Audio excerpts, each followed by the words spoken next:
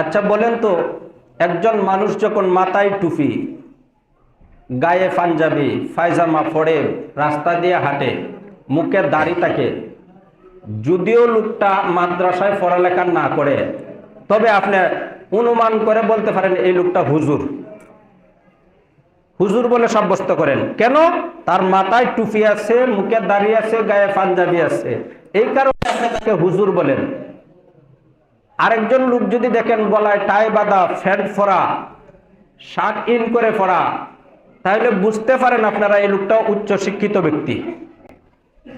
আরেকজন ব্যক্তি যদি খাদের মধ্যে নাঙ্গল থাকে, শরীরের মধ্যে কাদা থাকে, গামছা পরানো থাকে, আমরা বুঝতে পারি এই লোকটা কৃষক। তো একটা মানুষ যদি তার ধরন দেখে তাকে আমরা বুঝতে পারি ওই লোকটা এই ক্যাটালগের আছে, তাহলে আপনারা আমরা এই কথাটা কেন বুঝি না যে মুনাফিককে আল্লাহ এত ভয়ঙ্কর শাস্তি, কাফের চাইতে, মুশরিক চাইতে, ইহুদির চাইতে, বুদ্ধর চাইতে কঠিন শাস্তি দিবে মুনাফিককে। যে মুনাফিক কাকে বলে আগে তার পরিচয়টা নেই। এক নাম্বার পরিচয় হইল যে ব্যক্তিটা মিথ্যার সাথে জড়িত, যেই ব্যক্তি হোক না কেন, সে মিথ্যার সাথে যদি জড়িত থাকে তাকে মুনাফিক বলা হয়। এখন খুঁজতে হবে আমার মধ্যে কতটুকু মিথ্যা আছে। এখন নিজের মধ্যে খুঁজাখুঁজি শুরু করতে হবে, আমি কতটুকু মিথ্যার সাথে অ্যাডজাস্ট আছি, আমি মিথ্যার সাথে কতটুকু জড়িত আছি, এটা আগে খুঁজতে হবে। আর ওইটা খুঁজে দেখতে হবে যদি আমি ওই মিথ্যার সাথে জড়িত থাকি তাহলে আমি মুনাফিক। তাহলে আমি কি?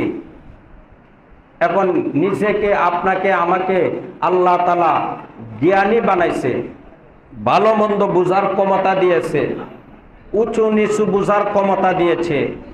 এখন আমরা আমাদের সেই বিবেকটাকে প্রশ্ন করি যে আমি যে দুনিয়ার জিন্দেগিতে চলতেছি, আমার চলার মধ্যে মিথ্যা কতটুকু আছে।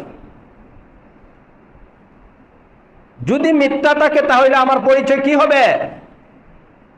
মুনাফিক হবে। যদি মিথ্যা থাকে আমার মধ্যে তাহলে কি হবে? মুনাফিক।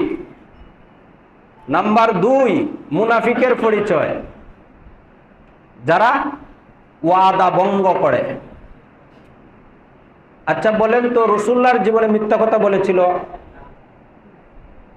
রাসূলুল্লাহকে আল আমিন নামে যে নামটা দিয়েছিল, এটা মুসলমান দিয়েছিল প্রথম। রাসূলুল্লাহ যেদিন রাসূল নামে প্রকাশ মদিনা মক্কায়, যেদিন নবুয়তের দায়িত্ব নিয়ে দাওয়াত দিবেন, যেদিন ইসলামের দাওয়াত দিবেন, তার 40 বছরের জিন্দেগির ভিতরে ইসলামের দাওয়াত দেয় নাই। তো ইসলামের দাওয়াত যদি 40 বছর দেয় নাই, 40 বছরের আগে রাসূলুল্লাহকে আল আমিন নামে ঘোষণা দিয়েছে মক্কাবাসীগণ, অর্থাৎ সত্যবাদী বলে ঘোষণা হয়েছে। তাহলে রাসূলুল্লাহ যদি সত্যবাদী ঘোষণা হয়, আপনার আমার নবী সত্যবাদী ঘোষণা কাফের মুশরিকে দিতে পারে, এবার বলুন আমাদের সমাজের মধ্যে আমি আরেকজনকে সত্যবাদী ঘোষণা দেওয়ার আগে আমার জীবনের দিকেও যদি লক্ষ্য করি, আমি কতটি মিথ্যার সাথে জড়িত আছি। হয়তোবা আমাদের এই জায়গায় মিথ্যা কথা বলা মানুষ নাই, আছে? মিথ্যা বলে এমন মানুষ আছে? যদি থাকে তাহলে বুঝতে হবে ওই ব্যক্তি কি? মুনাফিক। কারণ রাসূল মিথ্যাকে প্রশ্রয় দেয় নাই। রাসূলুল্লাহর দরবারে এসে এক সাহাবী বলতেছে, ইয়া রাসূলুল্লাহ, ইয়া হাবিবাল্লাহ, আমি আপনার দরবারে এসেছি একটাই কারণ, যারা নেকি অর্জন করবে তাদেরকে আল্লাহ তাআলা খুশি হইয়া জান্নাত পুরস্কার দান করবেন, পুরস্কার হিসেবে জান্নাতটা তাকে দিবে। আর যে ব্যক্তিটা গুনাহ করবে তাকে জাহান্নামে নিক্ষেপ করবে। জান্নাতের মধ্যে সুখের অভাব নাই, জাহান্নামের মধ্যে কষ্টের অভাব নাই। ইয়া রাসূলুল্লাহ, নবী গো, আমি ওই গুনার কাছ থেকে বাঁচতে চাই, গুনাহের কাছ থেকে বাঁচতে চাই, আমি আমার নিজেকে গুনার কাছ থেকে বাঁচাতে চাই, এমন কোন আমলটা আছে ইয়া রাসূলুল্লাহ, আপনি বলে দিন, ওই আমলটা করলে যেন আমি গুনাহ থেকে বাঁচতে পারি। রাসূলুল্লাহ বললেন, ও আমার সাহাবী, মন দিয়া শুনো, তোমার কোনো কাজ করতে হবে না, কোনো এক্সট্রা কোনো আমল করতে হবে না, রাত্রে গভীর রাতে উঠে তোমার নামাজে দাঁড়াইতে হবে না, শুধু একটা কথা যদি মানো, তুমি গুনাহ থেকে বাঁচতে পারবা। কয়টা কথা? একটা কথা। কয়টা কথা? একটা কথা যদি সাহাবী তুমি মানো, তাহলে তুমি গুনাহ থেকে বাঁচতে পারবা। সাহাবী বলতেছে, ইয়া রাসূলুল্লাহ, ইয়া হাবিবাল্লাহ, একটা কথা মানলেই যদি আমি গুনাহ থেকে বাঁচতে পারি, এমন কি কথাটা আছে আমাকে জানিয়ে দিন, আমি জীবনে এই কথার দ্বারে কাছেও যাব না। রাসূলুল্লাহ বলতেছেন, ও আমার সাহাবী, একটা কথা হলো, তোমার জীবনে আজকে থেকে ওয়াদা করো, আর বাকি জিন্দেগিতে তুমি মিথ্যা কথা বলবা না। সাহাবী জিজ্ঞাসা করতেছে, অবাক, ইয়া রাসূলুল্লাহ, ইয়া হাবিবাল্লাহ, মিথ্যা কথার মাধ্যমে কিভাবে গুনাহ থেকে বাঁচা যায়? মিথ্যা কথার মাধ্যমে কিভাবে গুনাহ থেকে বাঁচা যায়? আল্লাহ রাসূল বলতেছে, ও আমার সাহাবী, তুমি যে জন্ম নিয়েছো কার কাছ থেকে? সাহাবী বলতেছে, আমি মায়ের গর্ভ থেকে দুনিয়ার জমিনে আমি ভূমিষ্ঠ হয়েছি। আল্লাহ রাসূল বলতেছে, ও আমার সাহাবী, মন দিয়া শোনো, দুনিয়ার জমিনে যতগুলা গুনাহ আছে, সমস্ত গুনাহ জন্ম নেয় মিথ্যা থেকে। আল্লাহ রাসূল বলেছেন, গুনার মা হইল মিথ্যা। যেমনি মা ছাড়া কোনো কিছু জন্ম নিতে পারে না, যতগুলা যা কিছু আছে সমস্ত কিছু সৃষ্টি নেই তার একজন মা আছে, আর গুনাহ সৃষ্টি নেই মিথ্যা থেকে। তাহলে আল্লাহ রাসূল বলতেছে, সাহাবী, তোমার জীবনে যদি তুমি মিথ্যা কথা ছেড়ে দিতে পারো, তাহলে তোমার বাকি জিন্দেগিতে আর একটা গুনাহ হবে না। ঠিক তেমনি ভাবে 2 নম্বর হলো ওয়াদা ভঙ্গকারী।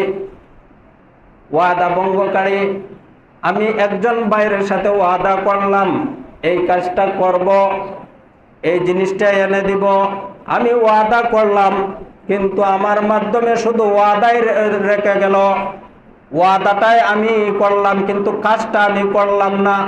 বুঝতে হবে, আমার ওয়াদার মাধ্যমে কাজ না করার কারণে আমি মুনাফিক হিসাবে পরিচিত হলাম। কারণ আপনি জানেন, যিনি রাহমাতাল লিল আলামিন, যখন নবী করিম সাল্লাল্লাহু আলাইহি ওয়াসাল্লাম মক্কা নগরীতে মুনাফিকের পরিচয় দিয়া 2 নম্বর শর্ত ওয়াদা ভঙ্গকারী হিসাবে আল্লাহ রাসূল যখন ওয়াজটা করেছেন, দূর থেকে একজন কাফের শুনেছে যে ওয়াদা ভঙ্গ করা তো একটা সাধারণ বিষয়, কিন্তু আল্লাহর নবী শ্রেষ্ঠ নবী হিসাবে ঘোষণা দিতেছে নিজেকে, আল্লাহর পক্ষ থেকে পয়গম্বর নবী রাসূল হিসাবে যাকে পরিচয় দিচ্ছে, তিনি কি বলতেছে যে ওয়াদা ভঙ্গ করলে মুনাফিক হইয়া যায়, তাকে আমার একটু যাচাই বাছাই করতে হবে, সে ওয়াদা ভঙ্গ করে কিনা। যিনি হলেন রাহমাতাল লিল আলামিন, যিনি হলেন দু জাহানের কান্ডারি, যিনি হলেন ইমামুল মুরসালিন, সমস্ত নবীদের ও নবী, সমস্ত নবীদের ইমাম, তিনাকে পরীক্ষা করার জন্য আল্লাহর রাসূল সাল্লাল্লাহু আলাইহি ওয়াসাল্লাম রাস্তা দিয়ে হেঁটে যাইতেছে। হঠাৎ করে ওই কাফেরের সাথে সাক্ষাৎ হইয়া গেল। কাফের ডাক দেয়া বলতেছে, ও আব্দুল্লাহর পুত্র মুহাম্মদ, তুমি একটু দাঁড়াও, তোমার সাথে আমার একটা জরুরি কথা আছে। কি আছে? জরুরি কথা আছে। আসলো এটা ধোঁকা দেওয়া, পরীক্ষা করা। তুমি একটু দাঁড়াও, তুমি অল্প সময় দাঁড়াও, একটু দাঁড়াও, আমি আসতেছি, আইসা তোমার সাথে কথা বলবো। আল্লাহর রাসূলকে রাস্তার কিনারার মধ্যে দাঁড় করাইয়া ওই ব্যক্তি এই যে চলে গেল, আর ফিরে আসে না। সকাল থেকে সন্ধ্যা হয়ে গেল, গভীর রাত্র হয়ে গেল, আল্লাহর রাসূল দু জাহানের কান্ডারে রাহমাতাল লিল আলামিন গভীর রজনী পর্যন্ত অপেক্ষা করলো। ওই কাফের আর ফিরে আসলো না। আল্লাহর রাসূল গভীর রজনীতে বাড়িতে ফিরে আসলেন। আবার পরের দিন মানুষ সজাগ হওয়ার আগেই ওই রাস্তার ওই জায়গার মধ্যে যাইয়া দাঁড়াইলেন। আবার সারাদিন বড় অপেক্ষা করলেন ওই কাফেরের জন্য, গভীর রজনী পর্যন্ত আবার অপেক্ষা করলেন, আবারও এই ব্যক্তিটা আসলো না। এইভাবে 3 দিন অপেক্ষা করার পর আমার আল্লাহ কাফেরকে নামটা ভুলাইয়া দিয়া, এই কথাটা ভুলাইয়া দিয়া এই রাস্তা দিয়ে আনতেছে, কারণ রাহমাতাল লিল আলামিন রাস্তার ধারে ওয়াদা ভঙ্গ হবে বিদায় 3 দিন বড় রাস্তার পাশে দাঁড়াইয়া দাঁড়াইয়া অপেক্ষা করতেছে। একটা কথার জন্য যদি রাহমাতাল লিল আলামিন দু জাহানের কান্ডারি, দু জাহানের বাদশা নবী মুহাম্মদুর রাসূলুল্লাহ 3 দিন পর্যন্ত সূর্যের তাপের মধ্যে মরুভূমির প্রান্তরে দাঁড়াইয়া দাঁড়াইয়া ওয়াদাটা ভঙ্গ হবে, এই জন্য 3 দিন অপেক্ষা করতে পারে। ওরে মুসলমান, তোমরা তো ওই নবীর উম্মত, পরিচয় দাও। তোমরা তো শ্রেষ্ঠ নবীর উম্মত, শ্রেষ্ঠ উম্মত হিসাবে পরিচয় দাও। ওই নবীর আমল তোমার মধ্যে আছে কি? শুধু কথা নয়, কোন জিনিসও যদি তোমার কাছে আমানত দেওয়া হয়, ওই জিনিসটা তুমি দূরে সরাইয়া ফেলো। তোমার কাছে পরবর্তীতে ওই মালিক যখন জিজ্ঞাসা করে আমার জিনিসটা দাও, তুমি মিথ্যা দ্বারা প্রমাণিত করে দাও আমার কাছে এমন জিনিস দাও নাই, কখনো দাও নাই, তুমি তো মুনাফিক পরিচিত হয়ে গেলা। কাফের চাইতে তোমাকে ভয়ঙ্কর জাহান্নামের মধ্যে নিক্ষেপ করা হবে রে, এমন নিক্ষেপ করবে, এমন শাস্তি তোমাকে দিবে। তুমি যে মুনাফিক, মুনাফিকের আমলটা তোমার পরিবর্তন করো, নতুবা তুমি কাফের চাইতেও আরো নিকৃষ্ট হিসেবে হাসরের দিন উঠবা। আর ওই দিন তোমাকে শিকল দ্বারা টেনে টেনে, ছাগলের মতন টেনে টেনে তোমাকে ওই জাহান্নামের মধ্যে নিক্ষেপ করে দিবি। তাহলে 1 নম্বর হইল মিথ্যা, 2 নম্বর হইল ওয়াদা, 3 নম্বর হইল আমানত। খেয়ানত করা যাবে না। তো ওই 3টা বিষয় কি আমাদের মধ্যে আছে? আমাদের সমাজের মধ্যে আছে, আমাদের ব্যক্তিত্বের মধ্যে আছে। পার্সোনালি আমরা এই বিষয় 3টা বিষয় আগে যাচাই করতে হবে। এই 3টা হইল মুনাফিকের প্রথম পরিচয়, এরপরে হইল ইমানি পরিচয়, হইল রাসূলুল্লাহর কোনো দুঃখের বিষয় যদি শোনার পরে, যেমন রাসূলুল্লাহকে তায়েফের ময়দানে পাথর মেরেছে, রক্ত জড়াইয়া পড়েছে, এই কথাটা শোনার পরে যদি আপনার মনের মধ্যে খুশি জাগে, খুব খুশি হইলাম, তাহলে আপনি আর মুসলমানই থাকবেন না। এটা ইমানি মুনাফিকি। আর রাসূলুল্লাহ একটা ভালো কাজ করেছে, ইসলামের দাওয়াত সঠিক মতে পৌঁছেছে, এই কথাগুলা শোনার পরে আপনি যদি কষ্ট প্রয়োগ করেন অন্তরে অন্তরে, মনে মনে, তাহলে আপনি মুসলমান হতে পারেন না। তাহলে আগে আপনাকে আমাকে আগে মুসলমান হিসেবে পরিচিত করি। আর মুসলমান যেহেতু হয়ে গেছি, অন্তত মুনাফিকে আমল থেকে আমরা দূরে থাকি। মুনাফিক আমাদের মধ্যে সৃষ্টি হয়ে গেছে, আর মুনাফিকি আসার কারণে যে রোগ আমাদের মধ্যে সৃষ্টি হয়েছে, আল্লাহ বলেন ফি কুলুবিহিম মারাদুন, তোমরা অন্তরের মধ্যে মুনাফিকি করতে করতে যে রোগ সৃষ্টি করেছো, ফাযাদাহুমুল্লাহু মারাদা, এই রোগকে আমি আল্লাহ তাআলা আরো বাড়াইয়া দিলাম। বাড়ানোর একটা কারণ হইল, আমি যে বলেছি কাফের চাইতে আরো বেশি ভয়ঙ্কর জাহান্নামের মধ্যে ফালাবো, যা হাসরের দিন তোমাকে প্রমাণ করে দিব তুমি কত বড় মুনাফিক ছিলা। ওয়ালাহুম আযাবুন আলীম, সবচাইতে ভয়ঙ্কর, সবচাইতে কষ্টদায়ক জাহান্নাম যেটা আছে, ওইটার মধ্যে তোমাকে ফালাইব। তাহলে আগে আমরা ওই মুনাফিকে আমল থেকে বাইরে আসতে হবে। মুনাফিক আমাদের মধ্যে রাখতে পারবো না যদি তাকে নিজেকে নিজে আগে পরিচয় করি, নিজেকে নিজে যাচাই বাছাই করি যে এই 3টে জিনিস আপাতত আমার মধ্যে আছে কিনা। মুসলমান তো আমরা ইমানদার দাবি করি, মুমিন হিসাবে দাবি করি, কিন্তু মুমিন হওয়ার পরেও যে একটা ভয়ঙ্কর বিষয়, মুনাফিক থাকলে, মুনাফিকে আমল থাকলে, মুনাফিকি যদি আমার মধ্যে থাকে, তাহলে আল্লাহ এত কষ্ট দিবে। এই 3টা বিষয় আমার মধ্যে যদি থাকে, একটা একটা করে 3টা বিষয় আপনার আমার অন্তর থেকে দূরে সরাইতে হবে। আর নতুবা আমাদের